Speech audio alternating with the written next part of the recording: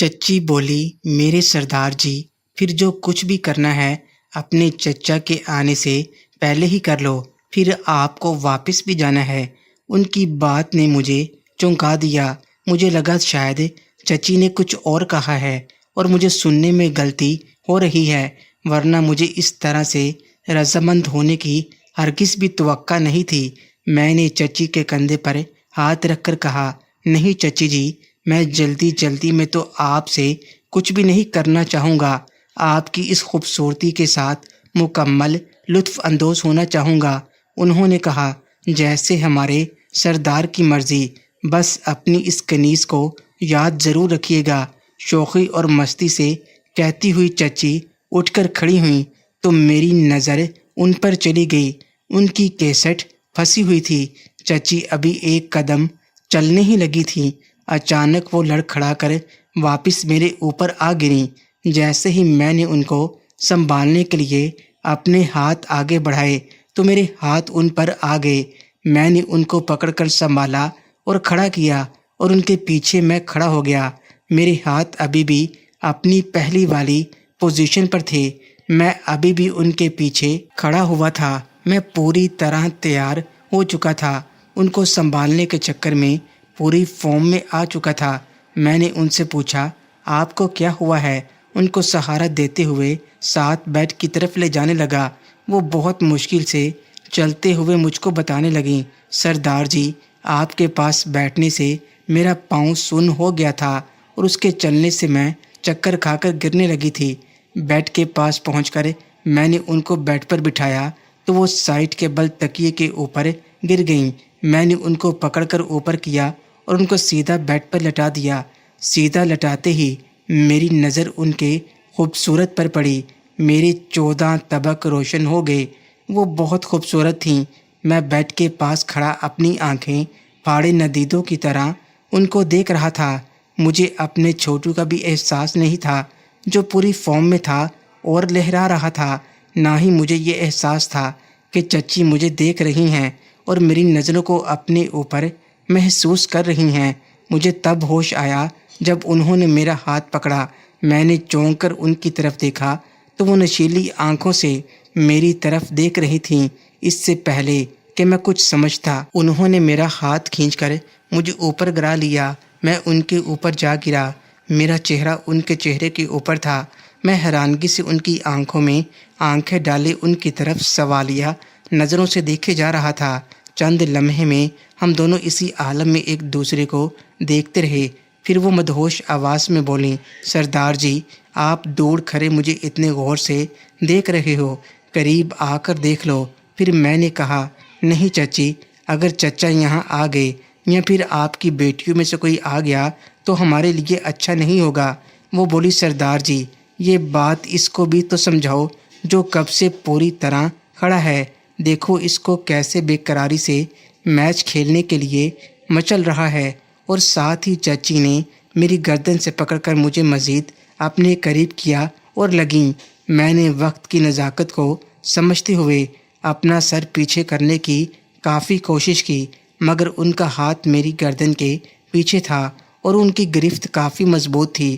کچھ ہی دیر میں میری ہمت جواب دے گئی اور میں بھی ان کا ساتھ دینے لگا۔ چاچی بہت تجربے کار تھیں اور وہ پوری تجربہ کاری سے اپنا کام کر رہی تھیں۔ وہ جانتی تھیں کہ ایک جوان آدمی کے ساتھ کیسے میچ کھیلنا ہے، کیسے کام کرنا ہے اور کیسے اس کو تیار کرنا ہے۔ مجھے بھی جتنا ناز نے سکھایا تھا میں اس کی تعلیم پر عمل پیرا تھا۔ کچھ دیر کے بعد وہ اٹھ کر بیٹھ گئیں اور بیٹھ کر میری طرف سوالیہ نظروں سے دیکھنے لگیں۔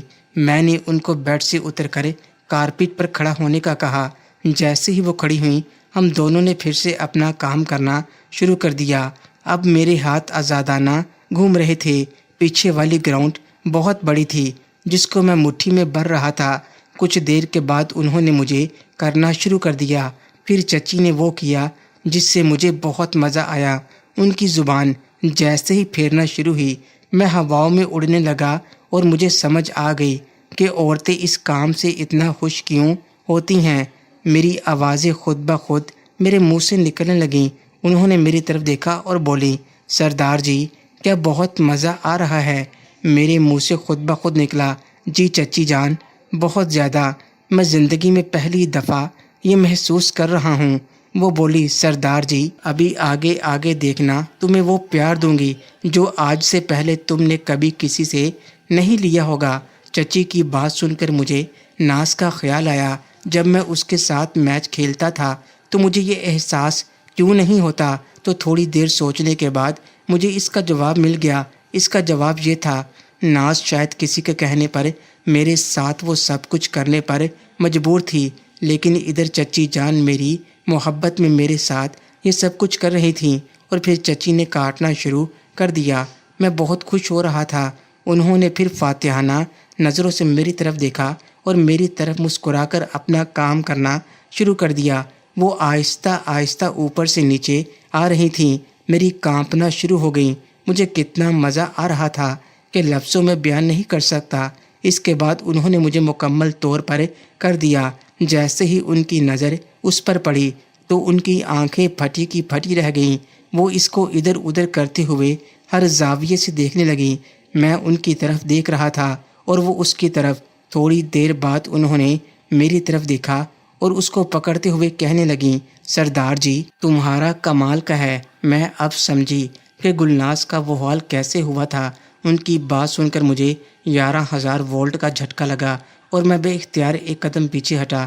انہوں نے مجھے پکڑ کر آگے کیا اور بولی، گھبراؤ نہیں سردار جی، مجھے بھی سب پتہ چل گیا ہے۔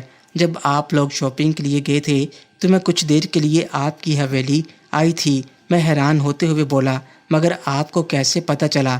میں اس کی حالت دیکھ کر سمجھ رہی تھی کہ اس نے کسی اناڑی سے اپنا کام کروایا ہے۔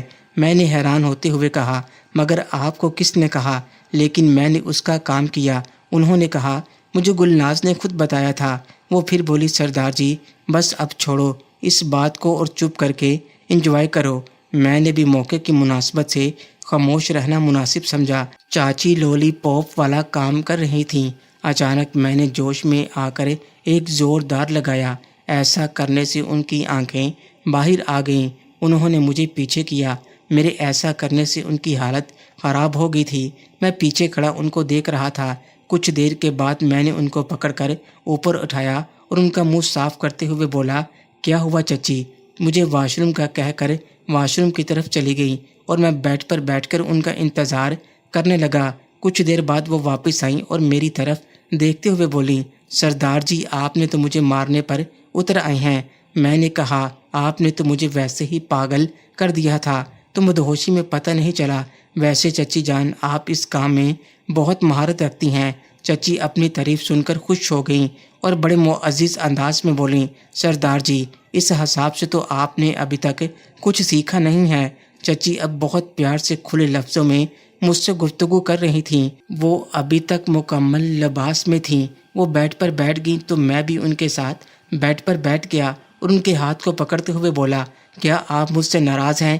یقین کریں آپ نے مجھے بے بس کر دیا تھا، مجھے پتہ ہی نہیں چلا۔ وہ بولی، سردار جی کوئی بات نہیں، ایسا ہو جاتا ہے، آپ ابھی بچے ہو۔ کیا ہوا جو تمہارا یہ وقت سے پہلے جوان ہو گیا؟ وقت گزرنے کے ساتھ ساتھ تمہیں خود پر کنٹرول کرنا بھی آ جائے گا۔ میں نے معصوم چہرہ بناتے ہوئے کہا، تو پھر آپ مجھے اپنی شاگردی میں لے لیں، آپ واقعی بہت بڑی تجربہ کار ہو۔ وہ میری طرف نشیلی آنکھوں سے دیکھتے ہوئے بولی، سردار جی اچھی عزت کی ہے اپنے استاد کی، پہلی ملاقات میں اس کے منہ میں دے دیا۔ محترم ناظرین اور سامعین، اس کہانی کا باقی حصہ اگلی آنے والی ویڈیوز میں پیش کیا جائے گا۔ اگر آپ کو یہ کہانی اچھی لگے، ویڈیو کو لائک اور ہمارے چینل کو سبسکرائب ضرور کریں۔ شکریہ۔